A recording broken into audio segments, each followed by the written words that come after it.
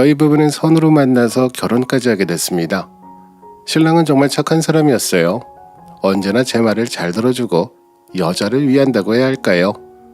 고집이 세지 않고 늘 긍정적으로 말하는 사람이었고 차근차근 말하는 남자라 마음에 들어서 결혼했습니다. 하지만 늘 여자한테 지는 느낌을 가진 남자라는 생각이 들었지만 전 남자친구가 너무 센 성격의 소유자라 헤어졌던 저에게 신랑의 이런 성격이 마음에 들었어요. 그리고 언제나 웃는 얼굴이었던 모습과 친정 부모님께도 예의 바른 모습이 결혼을 해도 좋겠다라는 결심을 하게 만들었습니다. 그렇게 저희 부부는 1년간 연애를 하고 상견례를 했습니다. 상견례 때 왜 신랑이 이렇게 여자를 대하는 건지 알 수 있더라고요. 신랑은 신우에게 꼼짝없이 잡혀 살더라고요. 누나가 하는 말에 내내 하면서 누나가 엄마인 것처럼 대하는 모습을 보고 의아했습니다. 신랑은 대학 입학할 시 집안 형편이 너무 안 좋아서 누나가 번 돈으로 입학금을 누나가 내줬고 그 뒤부터 악착같이 공부해서 장학금을 받았다고 했어요. 실제로는 대학 입학금 그리고 처음 자취할 때 월세금을 신우가 준 걸로 알고 있는데 신우는 상견례 때도 자기가 동생 대학을 다 보낸 것처럼 말하더라고요. 그때부터 꼴값을 떤 거죠. 내가 우리 동생 대학도 다 보내고 했어요. 그러니 동생이 대기업 다니는 것도 다 내 덕분입니다. 그러니 저한테 잘해야 돼요. 우리 동생 조건이 더 좋은 건 알죠? 하면서 저에게 동생에 대한 소유권을 주장하듯 말하더라고요. 신우는 사실 저랑 만나는 것에 대해서도 반대를 했습니다. 자기 동생이 아깝다고 말이죠. 거기에 제가 기세 보여서 동생이 잡혀 살 것 같아서 싫다는 겁니다. 하지만 신랑은 제가 본인 이상형이라고 처음부터 선자리에서 마음에 든다고 했습니다. 저 또한 신랑이 마음에 들었기에 결혼을 진행했는데 결혼식장을 잡는 것부터 신우의 간섭이 시작됐습니다. 솔직히 남편이 저보다 좋은 대학의 연봉이 높아서 시댁에 간섭이 있을 수 있겠다 생각은 했습니다. 하지만 저희 시어머니, 시아버지 두 분 다 좋으세요. 저희 두 사람만 잘 살면 된다 하시는 분인데 신우는 누굴 닮았는지 시부모님도 저희 신랑도 다 본인 마음대로 하길 바랬습니다. 동생 인생을 자기 마음대로 하는 것 같았죠. 결혼 준비하면서 가장 문제가 됐던 건 바로 예식장 잡는 일이었습니다. 아니, 너는 대기업 다니면서 결혼식장을 여기서 한다고? 직장 사람들도 대학 선후배들도 다 오는데 부끄럽게 적어도 격식 있는 곳에서 해야지. 누나가 한 곳에서 해. 거기 좋아. 그래서 제가 말했죠. 저희는 결혼식에 많은 돈을 사용하고 싶지 않아요. 충분히 좋은 곳에 좋은 조건으로 할 수 있어서 가성비 좋게 하고 싶어요. 고작 1시간에 식장에 몇백만 원 주고 하고 싶지 않습니다. 저보고 기세 보인다고 하길래 더 기세게 나갔죠. 사실 결혼도 하기 전이니 부러지면 부러졌지 숙일 필요가 뭐가 있나 싶었거든요. 아니면 결혼 엎으면 그만이니까요.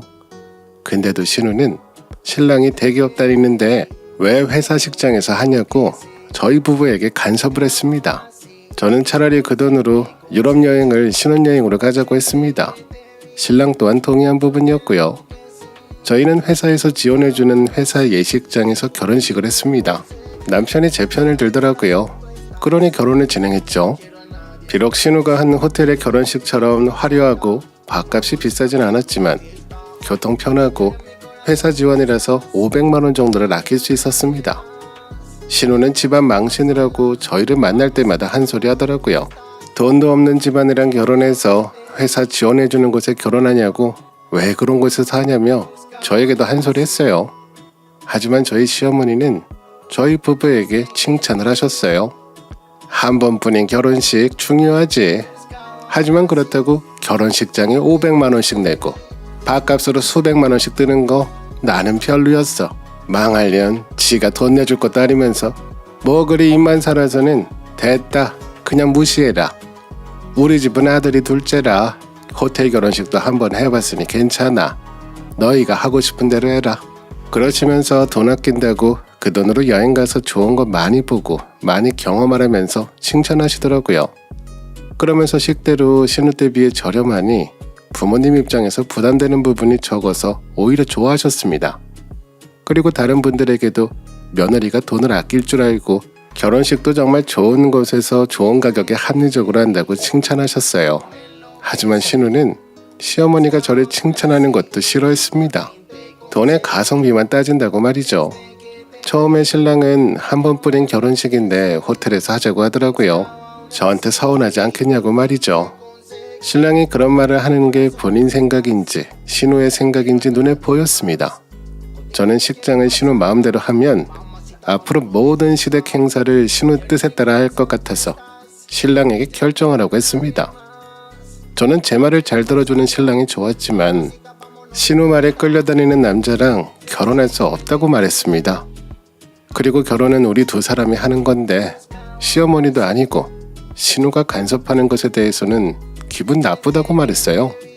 당신은 결혼식에 관심 없었잖아. 그런데 왜 자꾸 호텔에서 하자는 거야? 당신 생각이야 아니면 신우 생각인데 당신 생각인 것처럼 말하는 거야? 당신도 결혼식은 간단하게 하고 싶다며. 그런데 왜 자꾸 말이 바뀌는 건데? 아니, 다들 한 번뿐인 결혼식이라고 하니까 이왕 하는 거 근사한 곳에서 하면 당신도 좋지 않을까 해서 물어본 거지. 알았어. 당신 의견에 따를게. 신랑은 제 말을 인정하고 신우를 설득했고 저희는 제가 정한 회사 식장에서 가성비 좋게 결혼식을 올릴 수 있었습니다. 그렇게 1년 정도는 직장 다니면서 명절에만 보니 신우랑 크게 부딪히는 부분이 없었습니다. 솔직히 제가 자리를 피한 부분도 있었습니다. 신우가 시댁에 올 때는 미리 일어나거나 시부모님이랑 식사도 신우가 바쁠 때 했습니다. 그러다 제가 임신이 되어서 첫 아이를 낳았습니다. 신우는 저보다 먼저 결혼했지만 아직 아이가 생기지 않았었고 임신도 얼마나 눈치를 봤는지 몰라요. 시부모님도 신우가 없는 곳에서 정말 축하를 해주셨지만 신우 앞에서는 아무런 내색도 하지 않으셨어요. 저희 신랑도 저랑 둘이 있을 때는 정말 아이가 생겼다고 좋아했지만 시댁에서는 내색하지 않더라고요. 저 또한 그런가 보다 하고 넘겼습니다. 저는 맞벌이를 했고 제 직업 커리어를 유지하고 싶었습니다. 제 일에 대한 욕심이 있다는 걸 아시는 친정 부모님은 저희 큰아이 육아에 많은 도움을 주셨어요. 그러다 둘째가 생겼고 제가 둘째 임신했을 때 많이 부러워하던 신우도 7년 만에 임신이 됐어요. 그래서 본의 아니게 몇 달 차이로 같이 임신을 했지만 신우는 온 가족의 축하를 받았고 상대적으로 저희 둘째는 찬밥이 될 수밖에 없었어요. 그래도 저 또한 7년 동안 임신하려고 노력한 신우의 마음을 여자로서는 이해가 되었기에 축하를 해줬습니다. 사실 이때 신랑은 신우가 임신한 걸 더 축하하더라고요. 그래서 한마디 했죠. 당신까지 우리 둘째보다 신우 아이를 더 축하하면 어떡해. 우리 둘째는 시댁에서 완전 찬밥 될 것 같아. 우리에게 소중한 둘째인데 너무한 거 아니야? 누나가 시험관에서 힘들게 가졌으니까 그러지. 우리보다 더 오래 아이를 기다리기도 했고 당신이 서운하게 느꼈다면 미안해. 이제 우리 아이에게 더 신경 쓸게. 내가 당신이랑 아이에게 더 좋은 사람이 될게. 이때까지만 해도 신랑에게 1순위는 저희 가족이었습니다. 그렇게 아이를 낳고 반년이 지났어요. 신우의 아이와 저희 아이와 4개월 정도 차이가 났는데 말도 못하는 아이들을 눕혀놓고 비교를 하기 시작하는 겁니다. 자기 아들은 코가 더 잘생겼다. 100일 정도 차이가 나는데 왜 너희 집 아들은 아직 뒤집기밖에 못하냐며 비교하기 시작하는 겁니다. 거기에 신우가 자기 아들은 빠른데 저희 집 아들은 느리다면서 문제가 있는 게 아니냐며 말하길래 큰 소리를 쳤습니다. 이제 태어난 지 돌밖에 안 된 아이가 잘하는 게 자고 먹는 것밖에 없는 아기인데 왜 비교질하냐고 말이죠. 너희 아들은 왜 아직도 못 키워? 발달에 문제 있는 거 아니야? 첫애도 키워봤으니까 잘 알 텐데 병원에 데리고 가봐. 우리 애랑 개월수가 차이 나는데 발달이 비슷한 것 같아. 우리 애가 천재인 건가? 하는 겁니다. 이런 말을 제 면전 앞에서 하는데 어떤 부모가 참을까요? 아이들마다 발달하는 시기가 다르고 병원에서 이상이 있다고 하는 게 아닌데 이제 아이도 처음 보는 신우가 저리 말하니 정말 기가 찼습니다. 육아를 책으로 해서 모든 아이가 책대로 큰다고 믿는 건지 어이가 없었어요. 저는 신랑에게도 신우의 이런 말 때문에 너무 스트레스고 다시는 보고 싶지 않다고 말했습니다. 신랑은 처음에는 우리 누나가 말을 원래 하고 싶은 대로 하는 사람이라며 참으라고 했지만 자신의 아이를 자꾸 안 좋은 쪽으로 말하니 제 의견을 따라주더라고요. 그래서 저희는 되도록 명절 말고는 한자리에 있지 않았습니다. 똥이 무서워서 피하진 않으니까요. 생신상도 따로 차리고 신우가 없는 날에 맞춰서 시댁을 방문했습니다. 신우 또한 맞벌이라 제가 친정에 아이 맡기듯 시댁에 아이를 맡겼습니다. 사실 첫 아이를 낳았을 때 시어머니한테 아이를 봐달라고 제가 부탁드렸는데 저희 친정엄마는 아르바이트를 하셨고 본인이 하는 도서관 아르바이트 일을 재밌어 하셨어요. 그걸 알기 때문에 저희 아이 때문에 관두시라고 할 수가 없었습니다. 하지만 시어머니는 본인은 허리가 아프고 아이를 잘 돌볼 수 없다고 딱 잘라서 말씀하시더라고요. 나는 허리가 아파서 아이를 잘 못 봐. 그리고 다들 1년 지나면 어린이집 맡기더라. 회사 어린이집 알아보는 건 어때? 난 이만 방에 들어간다. 너희도 어서 집에 가서 쉬렴. 그러고는 저희가 한마디 더 할까봐 방으로 들어가시는 걸 보고 마음을 접었습니다. 하지만 신우가 아이를 맡기니 봐주신다고 하더라고요. 그때 알았죠. 아, 역시 시댁은 시댁이구나. 본인 딸이 아이 맡길 데가 없어서 찾아오니 허리가 아파도 봐주시구나 생각이 들더라고요. 며느리랑 딸은 같을 수가 없구나 라는 씁쓸한 생각과 나도 잘할 필요가 없겠다. 딱 정도를 지키는 선까지만 하면 되겠다고 생각이 들었어요. 그리고 아이를 맡아주신 친정 부모님께 더 잘해야겠다 생각했습니다. 저희 엄마는 제가 아이를 2돌까지는 집에서 키우고 싶어하는 마음을 잘 하셨어요. 그래서 친정엄마는 1년간을 집에서 저희 첫 아이를 키워주셨어요. 덕분에 저희 아이들은 할머니의 사랑을 듬뿍 받고 자랐습니다. 적어도 말을 시작하고 어린이집을 보내고 싶다는 제 생각을 저희 엄마가 동의해 주셨고 저희 아이들을 키워주시면서 일을 관두셨기에 용돈도 챙겨들었습니다. 그게 당연하다고 생각했고요. 하지만 시어머니와 신우의 생각은 달랐습니다. 시어머니는 신우의 아들을 돌봐주시는데 용돈을 받지 않으셨거든요. 처음에 신우는 저희 부부가 아이 둘을 맡기는 대신 학원 도우미 비용을 드는 만큼 저희 친정엄마에게 용돈 드리는 문제로 간섭을 했습니다. 저희 아이들을 맡아주시면서 엄마 또한 아르바이트를 못하게 되셨고 저는 금전적으로 월급처럼 드리고 싶었고요. 이 부분에 대해서는 신랑이랑도 이야기가 다 끝난 뒤였습니다. 그런데도 신우는 말끝마다 자기 엄마는 개모야? 손자 손녀 봐주시는데 무슨 돈을 받아? 하면서 제 신경을 뒤집는 말만 했습니다. 아이가 어릴 때 돈 모아야지. 그리고 지금 대출도 2억이나 있으면서 꼭 친정엄마한테 아이 봐준다고 돈 드려야 돼? 우리 동생 월급 받아서 드리는 돈이 더 많은 거 아니야? 그래서 제가 걱정 마세요. 제가 특근에서 받은 돈으로 저희 어머니 드리고 있으니 신랑 월급으로 드리는 게 아니라요. 엄마가 애들 봐주셔서 이번엔 승진까지 했는데 당연히 드려야죠. 남편 월급보다 제가 더 받거든요. 그러자 신우는 표정이 확 굳어지더니 그래도 그렇지 90만 원이면 꽤 부담될 텐데 그 돈만 모아도 1년에 1000만 원인데 잘 생각해봐. 우리 엄마는 돈 안 받고도 애 봐주시잖아.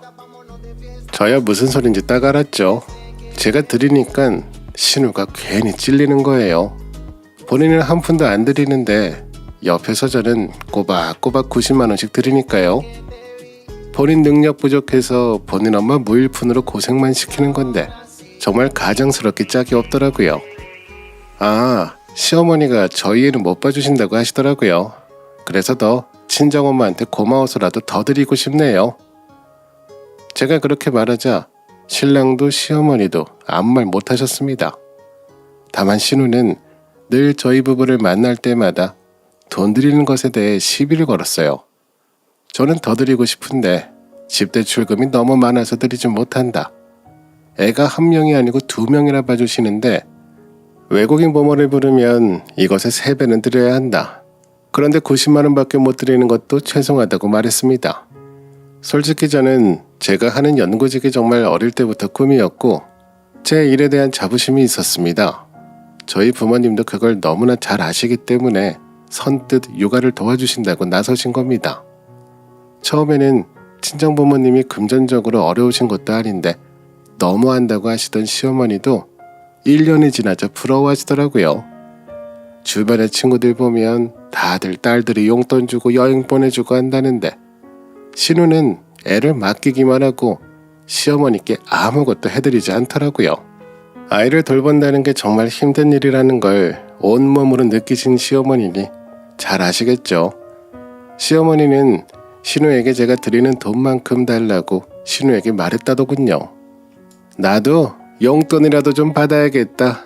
하루 종일 애 보다가 하루가 다 가고 내 친구들 이야기 들어도 너처럼 공짜로 아이만 맡기는 일 없다더라. 나도 사돈어른만큼은 받아야겠구나. 그러자 신우는 아니 엄마까지 왜 그러세요? 봐. 너희 부부가 사돈어른한테 돈 드리니까 나까지 드려야 되잖아. 올케가 일을 키우는구나. 진짜 유난스러워 정말. 그때부터 신우는 더 심하게 저희 부부에게 간섭을 하기 시작했습니다. 그러다 결국 시어머님이 결심이 서신 것 같더라고요. 결국 터질 게 터진 거죠. 내가 내 시간도 하나 없이 이렇게 손자만 보는데 한의원 가서 침도 맞고 한약도 지어야겠어. 나도 한 달에 50만 원을 받아야겠어. 하시면서 돈을 달라 하셨고 신우에게 용돈을 주지 않으면 더 이상 아이를 돌볼 수 없다고 말했습니다. 그러자 신우는 다 제 탓이라면서 욕을 하더라고요. 솔직히 신우가 이기적인 거 아닌가요? 요즘 맞벌이 하면서 도우미 부르면 기본이 80만 원인데 어머니가 도우미만큼 달라고 하시는 것도 아닙니다. 거기에 매번 아이를 데리러 가면서 저녁까지 얻어먹고 오는 경우가 많았습니다. 신우는 한 번도 시댁에 가면서 음식을 사간 적이 없었어요. 저희 시어머니가 그러시더라고요. 신우는 자기 돈 모으는 것에 열심이라서 시댁에 돈 한 푼 쓰지 않는다고 말이죠. 그러다 보니 시어머니도 신우한테 생활비가 더 드는 만큼 받으시겠다는 건데 그걸 안 주겠다고 하는 신우도 너무한다는 생각이 들었습니다. 그리고 그 모든 비난의 화살이 저에게 온 것도 이해할 수가 없었고요. 신우와의 냉전이 계속된 가운데 신우가 건강검진을 하다가 위암이란 걸 알았습니다. 시댁은 난리가 났죠. 특히 신랑은 눈물을 흘리면서 우는 게 아니겠어요? 솔직히 위암 말기도 아니고 1기면 위험한 수술도 아니긴 한데 신우는 온갖 불쌍한 척을 다 하는 겁니다. 저번엔 가족들 모아놓고 보는 앞에서 매직으로 유서도 쓰더라고요. 진짜 제가 학을 뗐어요. 아니 부모 앞에서 어쩜 저럴 수가 있는지. 근데 또 시부모님과 저희 남편은 울고불고 너무 기가 막히더라고요. 암이 큰 병이긴 합니다. 하지만 말기암도 아니고 1기암인데 곧 죽을 사람처럼 불쌍하게 구는 것도 솔직히 이해가 안 갔습니다.